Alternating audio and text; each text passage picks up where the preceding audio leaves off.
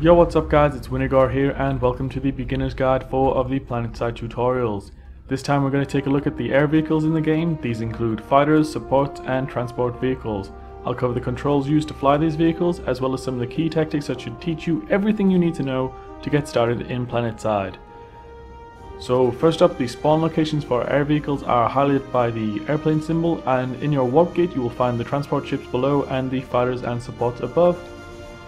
The first fighter we're going to take a look at is the Mosquito, which is the Terran Republic's main fighter. All the fighters cost 300 polymers. Compared to the other two faction fighters, the Mosquito is slightly faster in terms of both acceleration and top speed. Fighters in the game have two roles depending on what you outfit them with.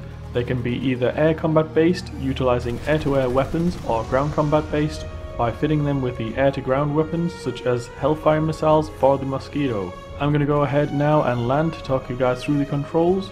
Like most games, enter the vehicles by running up alongside them and hitting the E key. The controls are remappable through the options, but when you first start the game they will be set to T to toggle the view between first and third person. Middle mouse button lets you free look while you're in the first person, allowing you to quickly see further to your sides than you can in third person. Mouse 1 will fire a selected weapon, which could be your primary machine gun or secondary air-to-ground or air-to-air missiles. The spacebar is to ascend and control will descend. Holding W will switch you from hover into flight mode, and you can hold S to slow down and enter hover mode again. In front of us is an enemy Liberator. I've got my wingman with me. He's got Hellfire missiles equipped and you'll get to see them in action now, making short work of this Liberator. And then we'll proceed to take out some of the new conglomerate fighters, which we'll move on over to now. The Reavers are the new conglomerate fighters. Although slower than the Mosquitoes, they come with a heavy armor and also deal more damage from their primary weapons. You can upgrade your vehicle's search to improve various aspects of the vehicle, such as turning speed and overall speed. Let's move on over to the Vanu Sovereignty and talk about the Scythe.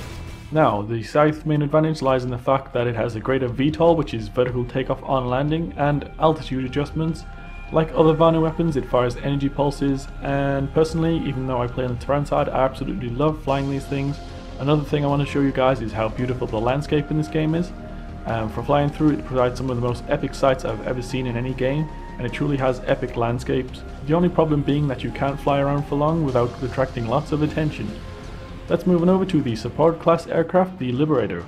This vehicle is the same on all Empires and is ideal for support in a push, and also for large orbital bombardments of enemy bases. It's truly a shock and awe kind of vehicle.